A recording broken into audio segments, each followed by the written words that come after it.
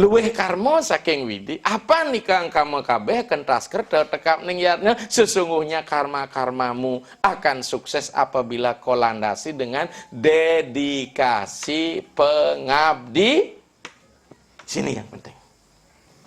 Karena habitus kebiasaan-kebiasaan dunia ini akan menjadi pula bekal paspor untuk pulang ke alam akhir. Maka dalam ajaran agama kita, moksa kita itu ada 3, Pak.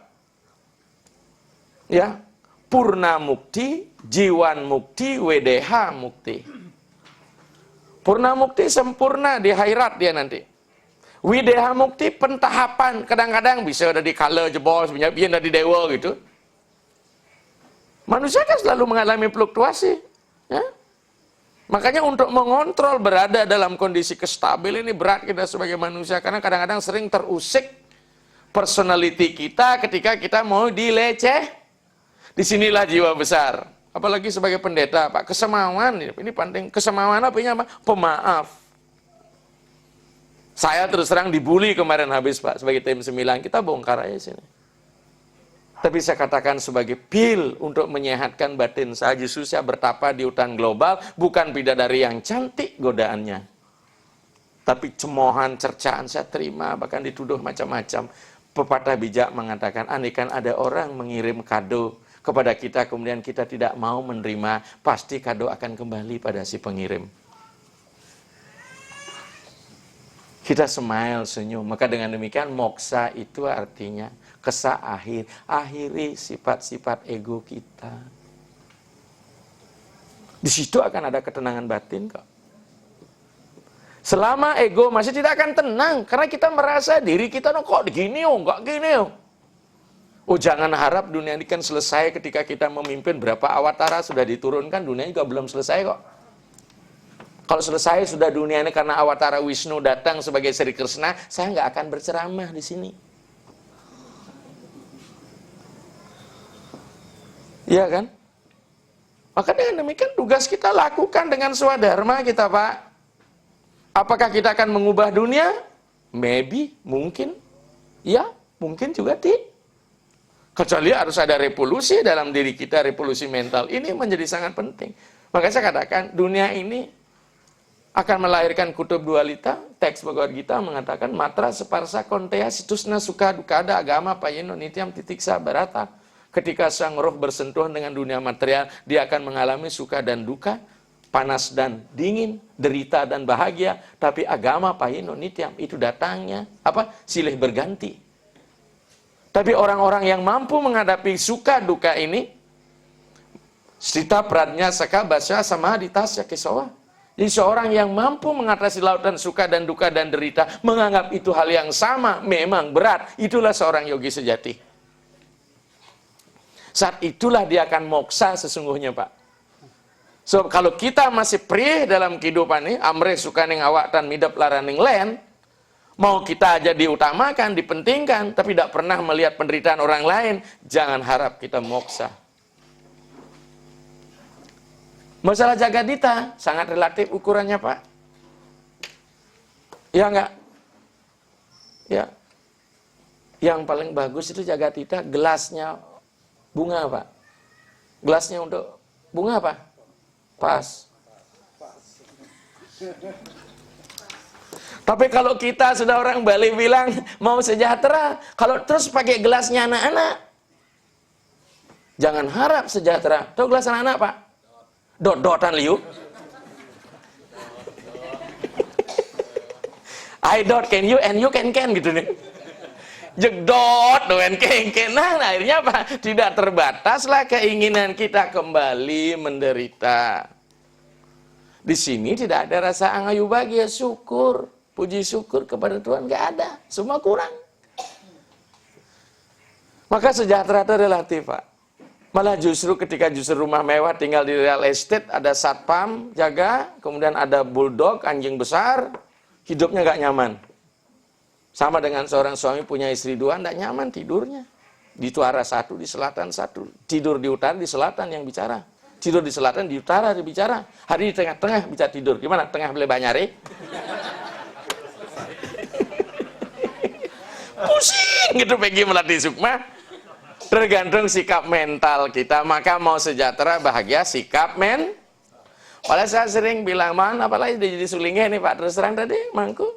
Sudah jadi sulingnya, kalau boleh jangan punya utang deh, sehingga tidak punya target kita. Ya saya terus terang Pak, kita di pendeta udah tidak punya utang, lagi di bank aman, ayo sih ini, jangan utang piutang gitu. Kalau ada yang pinjam uang, jangan dikasih, kalau bangi deh gitu. Ada yang datang donasi yang hilang jina, sulingnya dah, boleh pinjam meminjam uang, akan jadi ribut itu. Lebih baik apa kasih, udah dana puni yang dana aja, udah kasih nih, sekian. Sisanya kamu cari sendiri. Ya. Tapi yang standar lah, kalau pendapatan sulingnya per bulan sekian, masa ngemang seketali kan tidak mumpuni itu.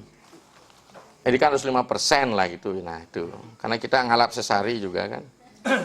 Ya dengan demikian Pak, sejahtera moksa itu juga di dunia ini. Yang namanya WDH mukti, pelan-pelan, purna mukti, jiwan mukti, disinilah dia. Nah, kalau boleh waktu panjang nih Pak, saya cerita tentang jiwan mukti, kan Prabu Janaka ini. Ya, saya berikan satu kisah. Dalam Intisari Bhagavad Gita saya bacakan, saya kan hanya penyambung dari itu. Satu ketika di kerajaan Mithila didatangi oleh seorang resi yang bernama Sukadewa Goswami. Beliau adalah putra dari Resi Vyasa. Menurut kitab agama kita, Resi Sukadewa Goswami jauh lebih mumpuni dari ayahandanya, karena dia lahir dari Jenyana. Tidak punya istri, tapi kadang panah hebat itu. Kalau Resi Vyasa kan masih ada ibunya, Dewi Satyawati Sayujana Gandhi, yang kemudian menjadi ayah dari ibu dari Wicitrawirya Wicintrangada. Akhirnya datang di kerajaan Mithila, dielulukan oleh masyarakat karena sebagai seorang sulingih yang luar biasa. Ya, terus 3 hari diminta memberikan ceramah pada sebuah bukit, ya, ada lapang di atas ceramah, didengar oleh sang raja, itu Prabu Mithila. Akhirnya sang raja datang ke sana, karena raja yang rendah hati. Mohon maaf karena tidak dapat penyambutan dari kerajaan. Sang resi pun mohon maaf, mestinya kalau masuk wilayah orang ya permisi dulu kan. Tapi disitulah sama-sama rendah hati. Kemudian sang raja janji setiap pendeta khotbah di daerah itu dia akan dengarkan. Hari pertama normal, hari kedua sang raja terlambat. Ketika sang raja terlambat untuk mendengar khotbah Dharma Wacana dari sang Resi Sukadewa belum juga mau mengeluarkan ceramahnya. Masyarakat ribut. Katanya sang resi nggak pilih kasih. Ketika sang raja terlambat datang, udah nggak mau ngawali ceramahnya. Berarti cari nama dong, cari muka dong sama raja. Ngomel. Oh, sulingnya tetap berbadan pisik. Hari kedua siang datang, sang raja terlambat lagi, tambah ngomelnya. Hari ketiga sore sang raja sore hari baru berceramah. Akhirnya dongkol itu pengikut yang lain selain raja, omong kosong, katanya pendeta sama, beda, dana sama pada orang. Ternyata raja nggak datang sore hari baru ceramah, pasti ingin dapat reward loh. Selerenya mungkin tinggi, itulah. Akhirnya ada yang matur sama pendeta, kenapa dibiarkan begitu Resi Swamiji? Biar. Untuk apa mendengar ceramah saya kalau masih ada kebusukan di dalam dirinya? Saya sengaja melakukan ini supaya muntah semua. Kalau sudah nanti wadahnya kosong kan mudah untuk diisi.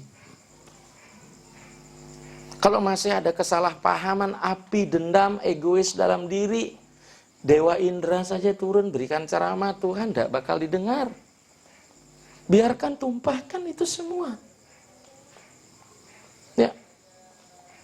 Akhirnya yang ikut ceramahnya sekedar begitu aja. Makanya saya katakan tidak penting saya ceramah yang banyak. Anggotanya biar sedikit nggak apa-apa. Ketika yang banyak hanya ikut lihat kamera aja. Kalau besok disorot biar kelihatan di balik TV kan kasihan. Akhirnya sang raja menciptakan sang resi menciptakan api Fata Morgana seolah kerajaan Mithila itu terbakar. Maka sang rakyat lari tonggang-langgang ingin menyelamatkan harta bendanya. Sang raja sendiri sebagai raja di kerajaan Mithila tidak bergeming sedikit pun, kemudian sampai dibangunkan dari meditasinya oleh si rakyat. Tuanku raja, kerajaan kita terbakar ini, cepat selamatkan. Kerajaan duniaku bukan kerajaan abadi, tapi kerajaan abadiku adalah kerajaan ilahi, kerajaan Tuhan. Aku telah menemukan kerajaanku itu dalam meditasiku. Coba itu. Dia temukan kedamaian. Maka itu prinsip yang saya bangun Pak ketika saya ngayah di Sulawesi. Di tengah hutan, anak saya masih merah. Saya tinggalkan sebulan itu 3 minggu saya di luar. Anak saya tinggalkan sama istri. Makanya nggak mau saya punya anak banyak, kasihan nanti ngurus anak aja banyak. Kan nggak enak kita berumah tangga nggak punya anak. Cukup satu saja tapi suputra. Sastra mengatakan buat laga 100 salah dengan buat sumur 1. Buat sumur 100 kalah dengan membuat yatnya 1. Membuat yatnya 100 kalah oleh membuat anak 1 yang suput. Itu ajaran agama. Yang kedua, Sanskerta klasik dimuat pada karya-karya sastra. Misalnya Ramayana, Mahabharata yang menggunakan bahasa Sanskerta. Sanskerta hibrid. Sanskerta kepulauan dibuat di Indonesia. Hibrid Sanskrit atau archipelago Sanskrit. Itulah Stuti-Stawa yang digunakan oleh para pandita di Bali. Yang dalam gonso kasus sangat sederhana. Maka iramanya tidak lebih seperti puisi. 1 bait 4 baris, 1 baris 8 suku kata. Ya. Kemudian ada juga budaya lokal. Lokalisasi menggunakan bahasa Jawa. Ujub-ujubnya di apa? Osing, Banyuwangi, Ingsun, Angaturaken di Jawa itu. Di Bali le niki damuh paduka betara semut-semut betaro gitu ya. Kadang gede ngopi mesa apa su? Semut-semut merah. Kan begitu orang di Gianyar, ke semut paduka betara, itu bahasa Bali. Boleh, itu namanya doa, Pak. Tapi kesepakatan kita ketika kita memuja, kita tempatkan Tuhan sebagai orang apa? Oknum yang sangat diharapkan. Ketika sangat diharapkan, bahasa Sanskrit disebut dengan Istadewata. Oh, siapa di pet Istadewatanya? Wajah beliau seram, pakai taring, demonik, angker, aeng. Menjadi sesungsungan para Balian. Kalau saya ngayang kan senyah mungkin ya. Siapa dia? Tidak masalah. Karena dalam ajaran Tantrayana ada 2. Santa dan Ugra. Dewi Uma cantik.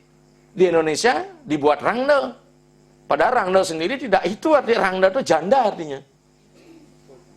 Jawa atau apa? Rondo. Ya. Makanya ngaledon beluntas. Rando melaib.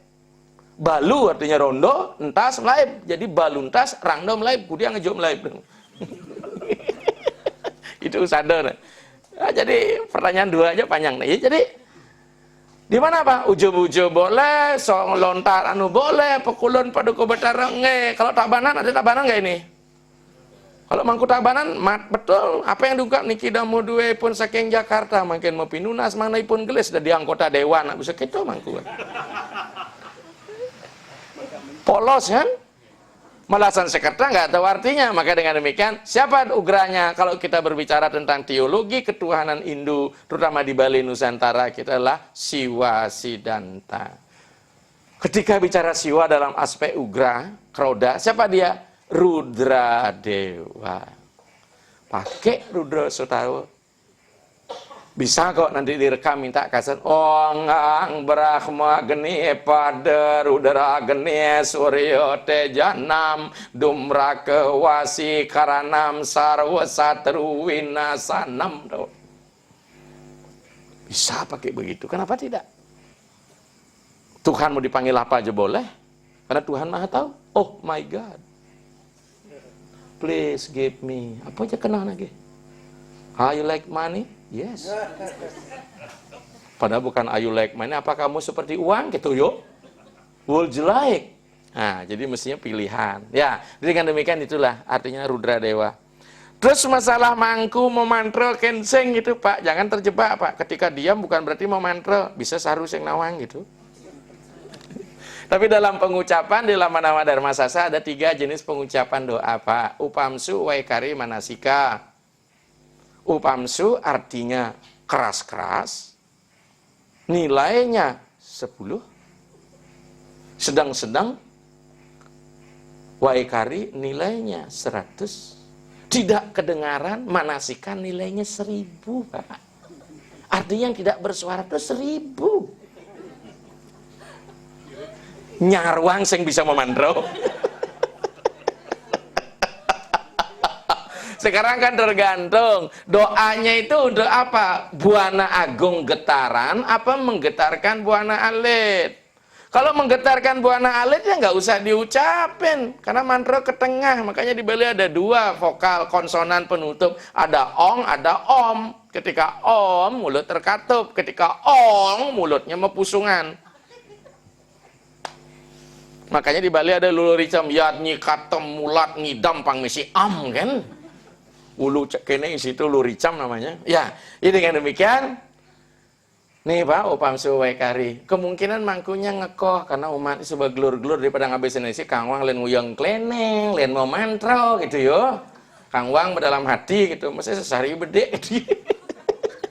Mohon maaf ini hanya sekedar plesetan. Tapi seyogianya kalau kita sudah dalam struktur beragama, ya pemimpin upacara harus ikut melantunkan itu gitu loh. Mohon maaf ini bukan ada protes apa-apa lagi nih. Kemudian ada dua pemangku ini ya sudah, yang penting akur-akur saja. Kadang-kadang ada pemangku masih rebutan kok.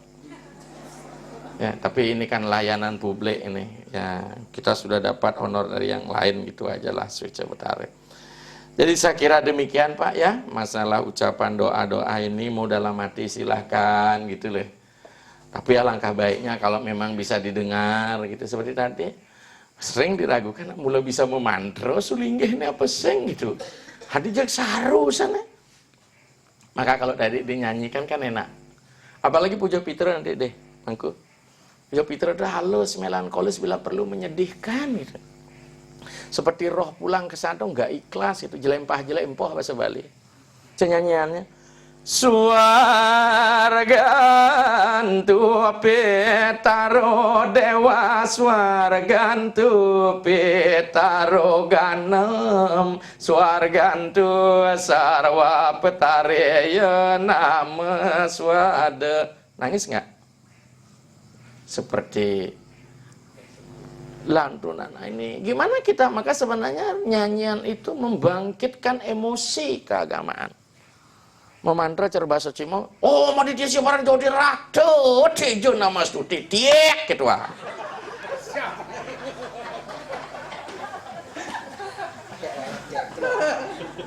Aduh, dengan ubar maling mangku.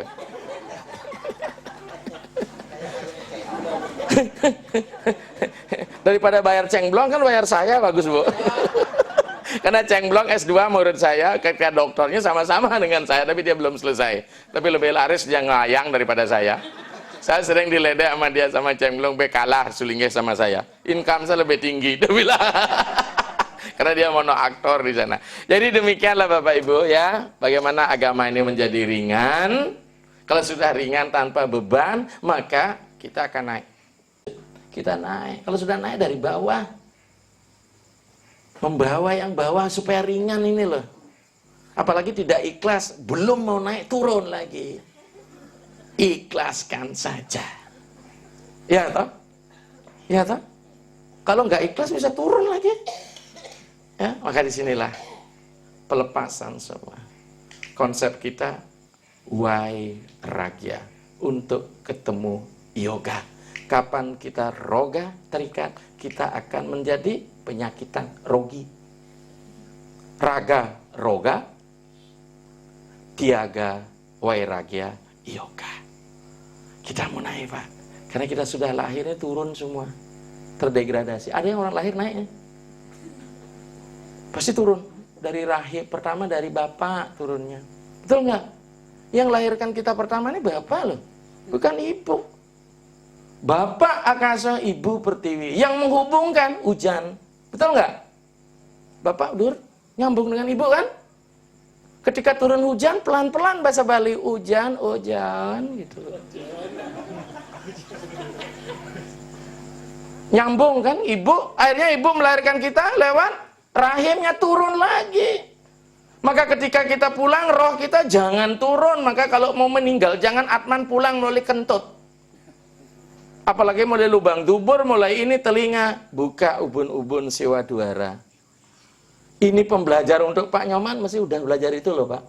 Andai ku tahu, kapankah tiba ajalku, jangan apapun yang terjadi. Sudah asam urat semua. Sudah mau pensiun malah nikah lagi. Akhirnya cucu dengan anak sebaya. Nganter TK, satu bilang Pak, satu bilang Kak, Kak Pak, gitu jadinya. Ya, inilah fenomena yang terjadi, Pak. Karena bangga kakek-kakek sering saya ketemu saya, istri ketiganya dihadapi nama saya itu nalingsir mangdai ratu nguikanin gitu kan. Niki istri titiang yang nomor 3 gitu ya, ratu betar saya bilang. Inilah fenomena dunia bangga, padahal dia belum tentu tenang, Pak. Ketika udah tua, nggak bisa ngapain, terpaksa asipil tidur aja istrinya supaya nggak binal. Jadi demikian Bapak Ibu sekalian, gimana hidup ini harus dilakoni dengan benar melalui petunjuk-petunjuk yang benar, sehingga sebenarnya urusan kita dengan Tuhan nggak ada masalah. Yang bermasalah ketika kita melakoni kehidupan. Ya, makanya bagaimana kita beragama harus menyelesaikan masalah tanpa menimbulkan masalah. Inilah problem solving kita. Semua harus bisa dibicarakan, disesuaikan dengan konsep deeskalation. Saya kira demikian, karena kita jauh dari Bali. Kalau di Bali udahlah, mau ngomong apa, monggo. Hidup pilihan. Di sini kita harus sudah mulai membangun. Bagaimana kita berkarya, dapat income. Toh kalau mau jadi pulang, ada invest sedikit di rumah, kan itu ya. Ya. Tapi jangan invest ditambah ibunya lagi satu, ini sering ya. Ada rumahku di Papua, ada istriku lagi satu, ini setiap rumah ini ada istri kan payah ini ya. Jadi harapan kita bukan tenang, tapi tenang. Hidup terbeban semua. Saya kira demikian Bapak Ibu, ternyata walaupun sedikit yang hadir, ternyata situasi kita ramai banget. Ya. Tapi akhirnya yang rame harus sunia. Ramya sunia, itulah beragama. Dari yang hiruk pikuk menuju pada ketenangan. Saat itu apa yang dikatakan? Dewa suksema parama acin. Demikian Bapak Ibu sekalian, mudah-mudahan berkenan di hati. Kalau mamanya banyak yang tidak puas, saya maklum karena saya hadir bukan sebagai alat pemuas. Wasana kata saya akhiri dengan Brahma Santi. Om Santi Santi Santi Om. Terima kasih.